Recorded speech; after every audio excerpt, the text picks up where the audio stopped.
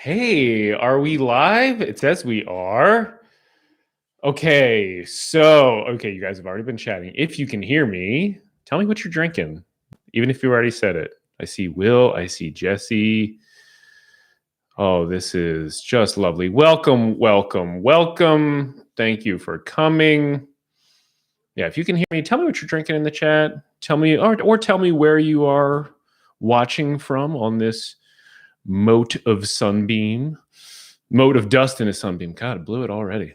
Guys, I have to say I've been tinkering with the audio and the whole setup in here, and it has been quite the thing. Hopefully I'm coming through both speakers at the same time as well. You might see that I'm eligible for super chats over here on the channel. On the chats. I've got no idea how they work, but I'm going to test them out. I do promise to answer any question or comment that comes in with, let's say, super chat of $5 or more. I don't know. But best to get them in now because I've only got like 25 minutes and then I'm heading over to a private Zoom.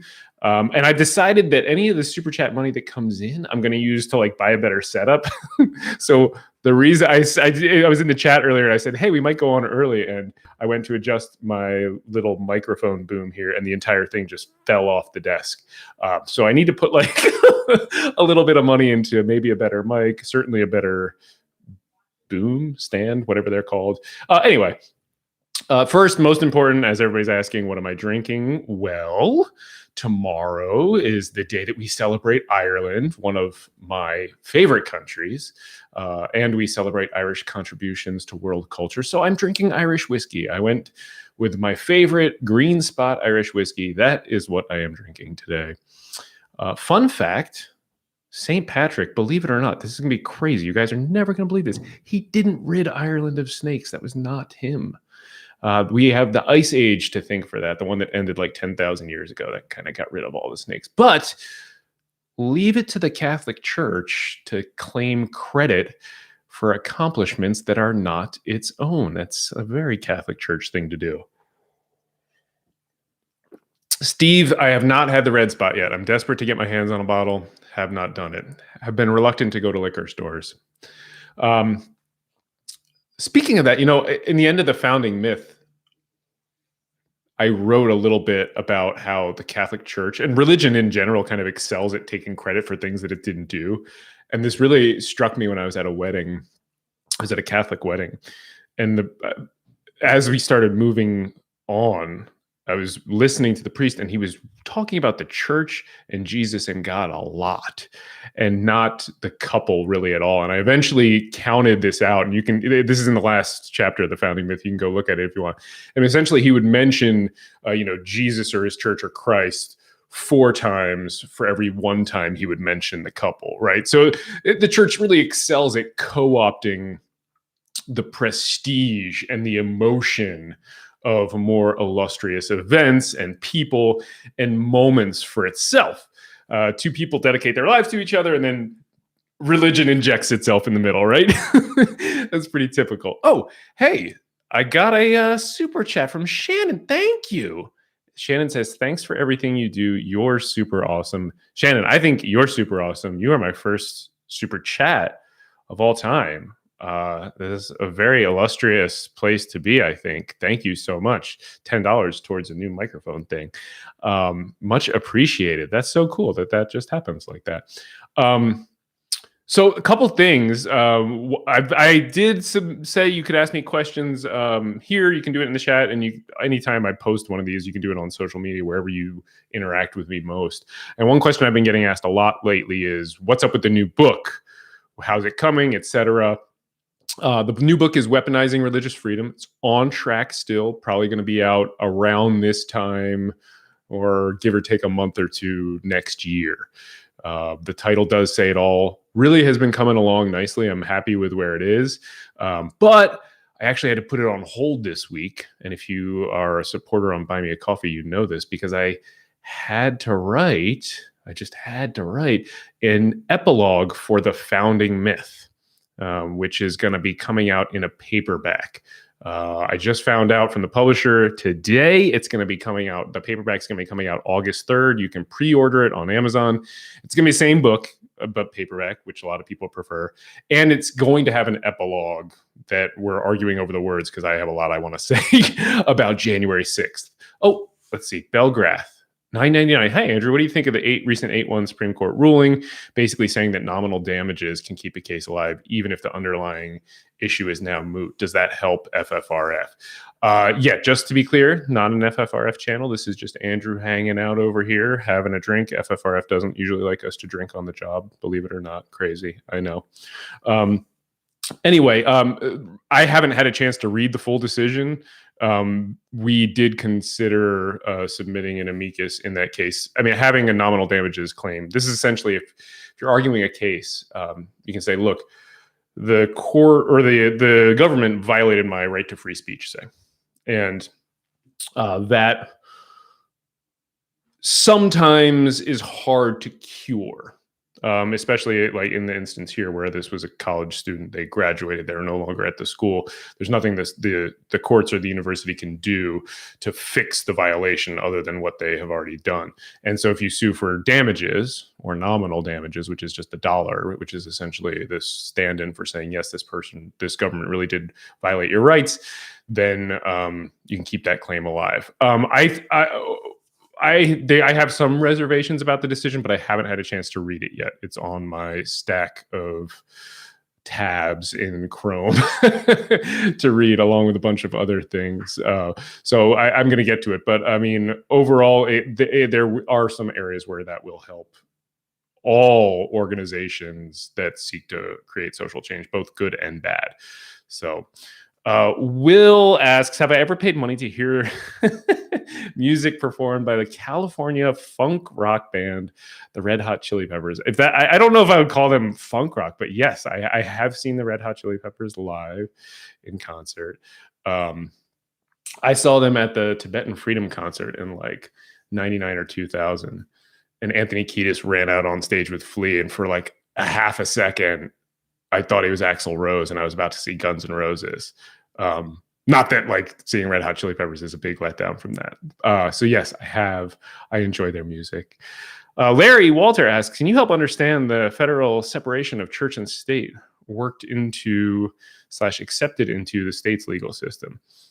Yeah, I mean, essentially, the First Amendment says Congress shall make no law. Right. So everybody says, oh, well, that only applies to Congress.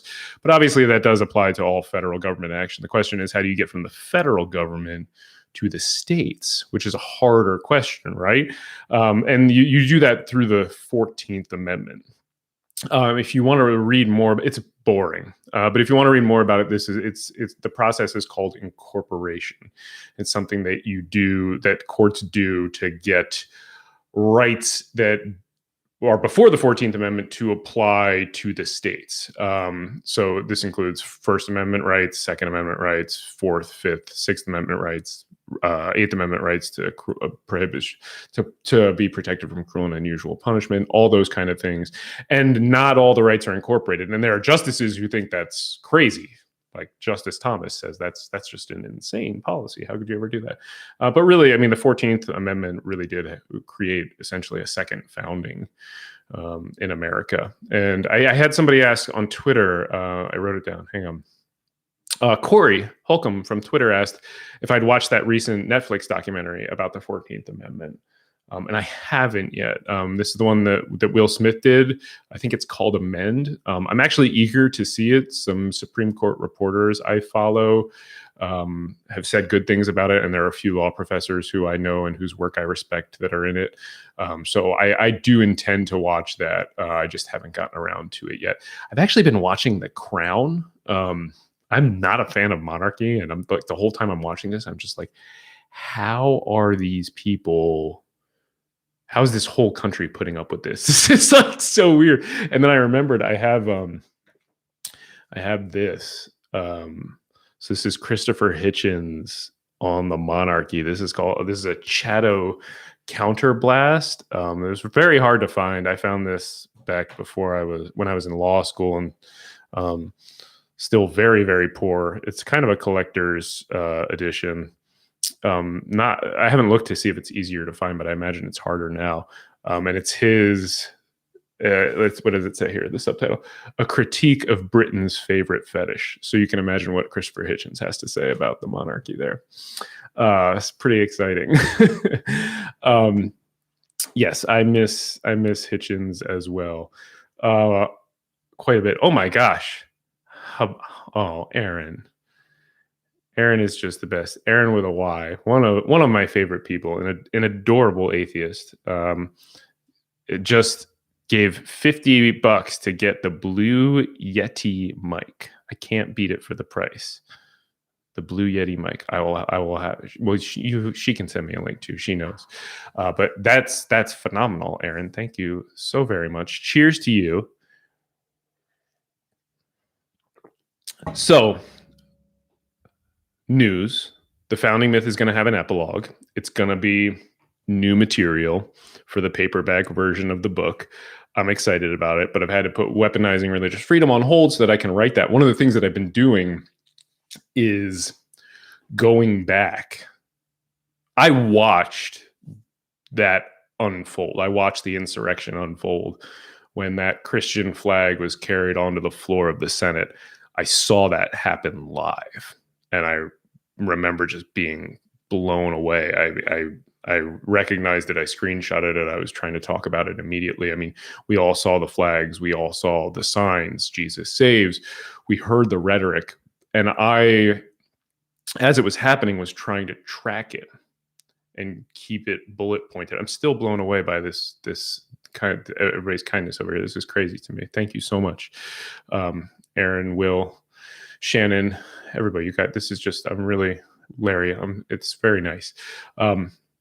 Anyway, I'm trying to track all of this imagery, and I end up going down these rabbit holes and finding more and more and more. Like I went down this Catholic rabbit hole the other day where there were people carrying, like Catholic portraits of Jesus, like 5-6 feet tall.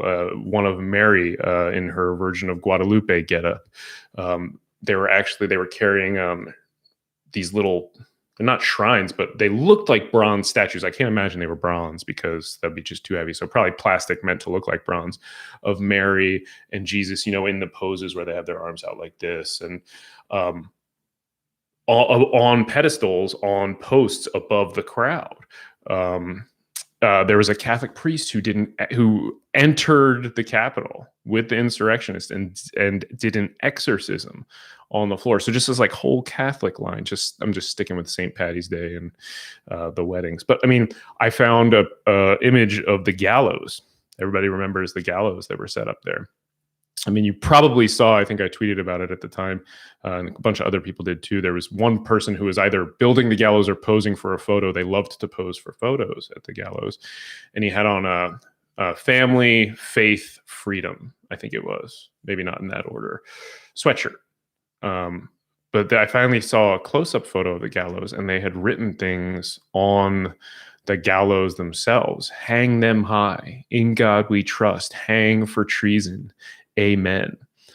And so the problem that I'm presented with in writing this epilogue is it's an embarrassment of riches. There's so much to deal with. I mean, on the flags, the crosses atop the flag poles, the signs, the closing. I mean, everybody saw that one cross that made the rounds. The Proud Boys erected a massive cross in Michigan. The DC mob had that wooden cross, and what was his name? McNamee from, I don't know whether it was Getty. It just got all these really fantastic photos of it. I mean, there's so much to do, and that's not even getting into the speeches. The guy who burned my book, Greg Locke, spoke the night before and the day before at these rallies. How many Jesus-loving patriots are out there is how he begins his rants. Roger Stone was there preaching. Alex Jones was there preaching. I mean, we think of these people as conspiracy theorists and ranters, and they are. Oh, Keith, thank you so much. Keith bought me a pint. I appreciate it, Keith. Keith is, I hope this is the right Keith. I'm pretty sure it is, one of my woodworking buddies. I'm a dilettante when it comes to woodworking, as I got the scars to prove it. Anyway, so I have only a few words to work in for this epilogue, really. But I have all of it. I have, I've got 13,000 words just cataloging all this stuff. So I'm trying to figure out how we're going to do this with the publisher and whether we're going to do something else with all the material, because there's just so much. And so much that relates to directly to Christian nationalism.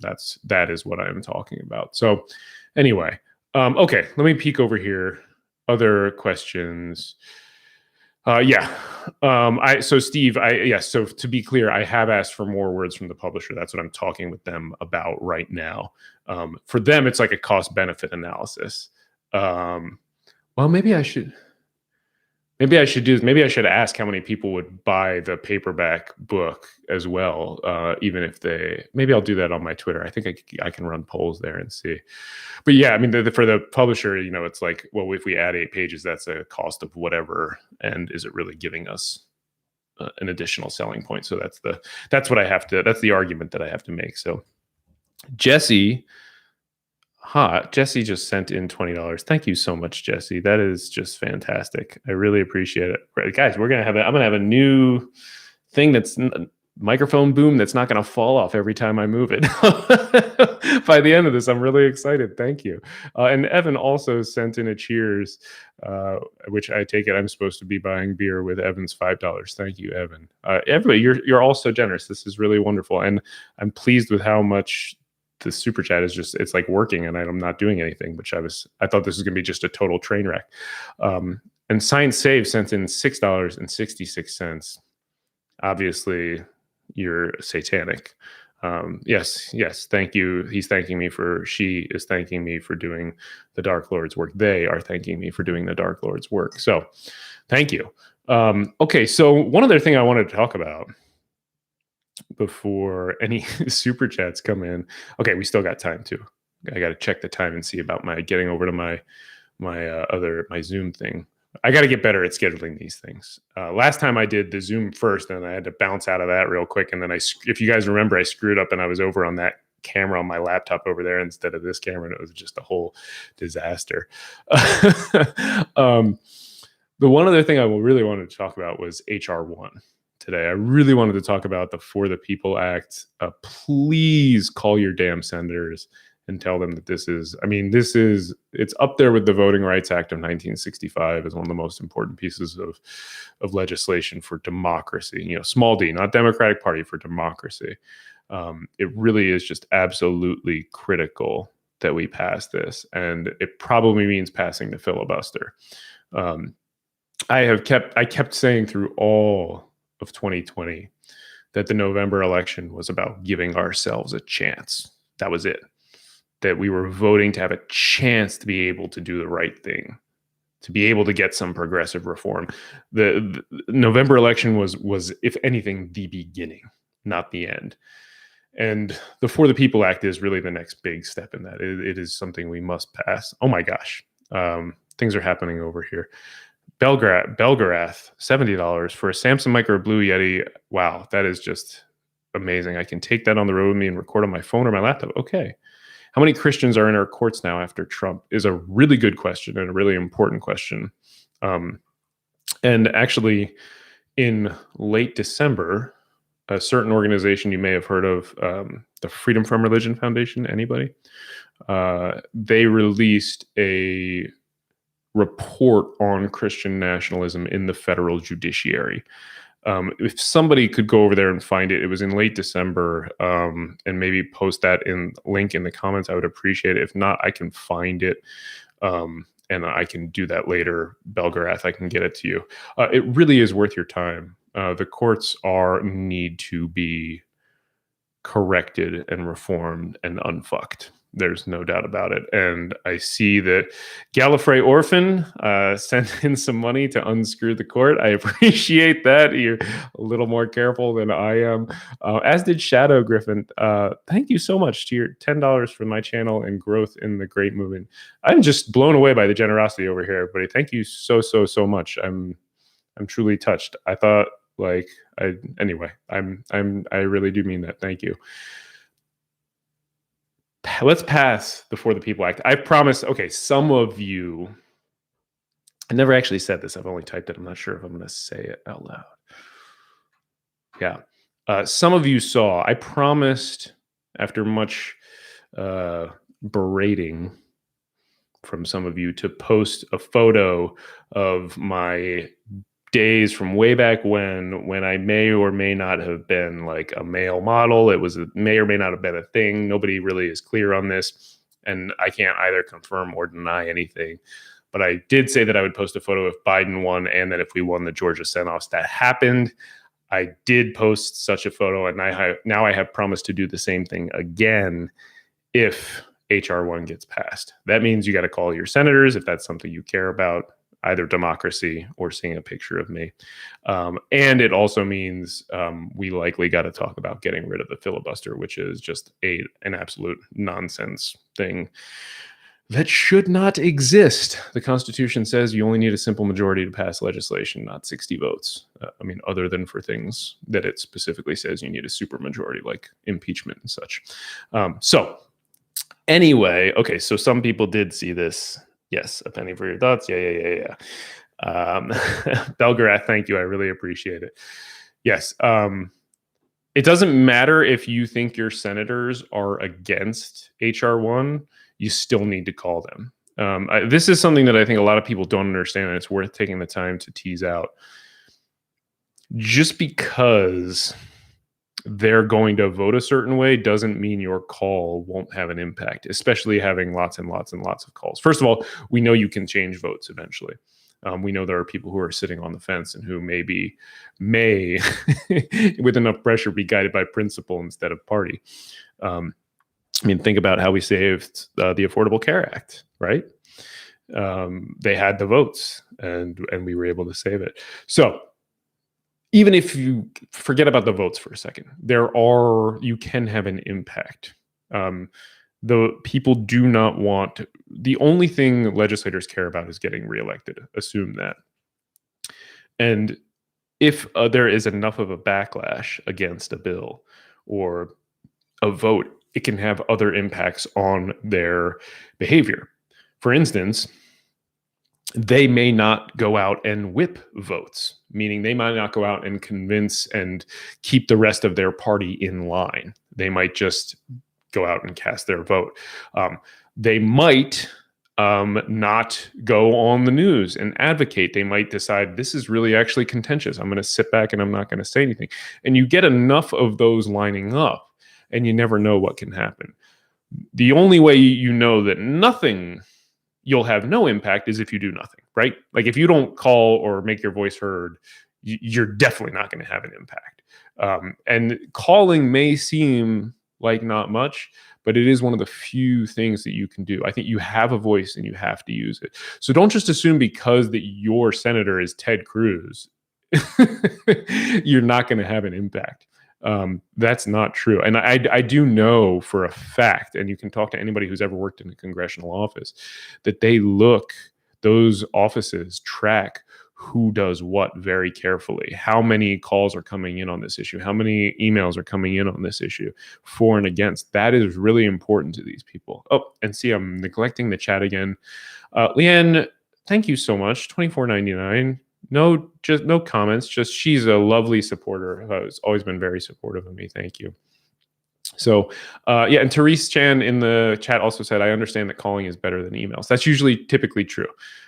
You should absolutely call. And if you can personalize it, if you can tell a story about how you had a hard time voting once on a stupid rule, that is going to have value. If you can make it more about yourself rather than just saying, I'm opposed to it, it'll have more of an impact. One of the things that the staffers often like to do is feature those sort of human interest stories as an example when they're saying to the senator, Senator, we got 450 calls for this bill and 499 against it. And here's an example of somebody who was against it. And here's another example. And then here's an example of somebody who was for. And usually it's not going to be that close. Usually it's going to be weighted one way or the other. So call your damn senators and tell them to get rid of the filibuster. Who cares? Okay. So Yeah, I understand why people are despondent. But remember, again, the November 2020 election was just voting to give us a chance. That's it. Didn't do anything beyond that. I mean, it stopped a lot of bleeding, and now we're all going to get the vaccine soon. So, yeah, I know. But it was really just to give us a chance to be able to do the right thing, to get those progressive reforms. It was the beginning, not the end. Think about it like that. So, anyway, okay, we got a few more minutes here before I got to duck off. I feel like I'm filibustering a little bit. I have to stop and take a moment here. Oh, one other thing I was asked is what was I reading? And I've been on like a fiction kick lately because I've been writing so much, but I'm going to have to get out of that. I reread over the past couple months all the Jack Reacher mysteries, which I love because I saw some story about how Amazon Prime is going to be making the Jack Reacher mystery books into a series now instead of the movies, and not with Tom Cruise, which I'm all for.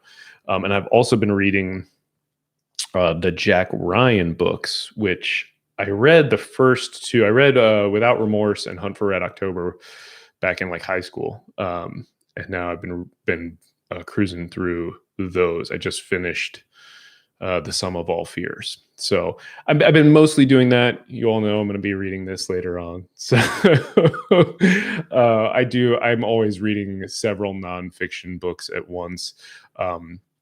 I did read, my friend Alice Gretchen wrote a book called Wayward, sort of about her life in purity culture and leaving purity culture and really sort of charismatic evangelical religion, which I thought was really interesting. If you get a chance, pick it up. Do I have a copy? It's back there under that one. I don't know if you can see it. It's an interesting read. And she's been doing sort of a media tour on it. I enjoyed it, particularly sort of the last part. So, yeah, I agree. I thought Some of All Fears was good. Atheistic Snail's Journey. I really enjoyed it. I'm drinking from a mason jar. I'm pretty sure I don't see. Yes, I'm drinking from a mason jar. It was just the first one I grabbed. I do have appropriate whiskey glasses somewhere. I just didn't go grab them. So, yes. Okay, so I'm getting to the point. Yeah, I agree, Shannon. They are awesome glasses. So I'm getting to the point where I'm going to have to sign off here. Because I'm going to jump over onto my private Zoom call with all those lovely people who do the monthly Buy Me a Coffee support. Anthony Affelback, oh my goodness, $49.99 coming in there at the end. I really appreciate that. If you are interested in doing that too, it's a little nicer because it's a fun face-to-face Zoom. I love this too. This is really fun. And I mean, there's nothing better for an attorney and a public speaker than a captive audience. It's really great. But, over on the Zoom, I get to see people's faces. The conversation is not one-sided. And that's something that I do monthly for the good folks who support me monthly on Buy Me a Coffee. You're welcome to support me over there. I really appreciate it. And also, check out Keith. Love you too, buddy. I really do. I'm just I'm shocked and blown away over here by the support. I did not expect anything like this. Thank you. I have to come up big with my gear now. I'm going to have to show it off. Maybe I'll have to do one of those like unboxing videos that I've never watched, but see it. They always show up in my feed. And check out the other parts of the channel too. I'm getting a lot of, people are sending a lot of good ideas in. You saw probably the highlight video from the debate. Seth Andrews is the one who convinced me to do that. I was like I felt really nervous about doing that on my own. Like it felt really weird. And he was like, no, you have to do it. I'm telling you, you have to do it. I know what I'm saying. Just do it. So I did. Anyway, I've got all kinds of fun playlists over there. So go check them out. Go check out the list of debates and arguments with conservative Christians and religious apologists. I'm going to be adding to that. I've dug up some more of my old ones for you. So I will see you soon. Oh, thank you, Shannon. I did a great job on the debate. Very much appreciated. I will see you very soon for another Libations and conversation. And until then, remember, life is too good to waste on bad ideas, right? That's been my motto for a long time. And now I've got a tagline and a way to close out videos, and I blew it by adding to it. So remember, life is too good to waste on bad ideas. Thank you again so much for all the support. I really appreciate it. Love you all. Bye.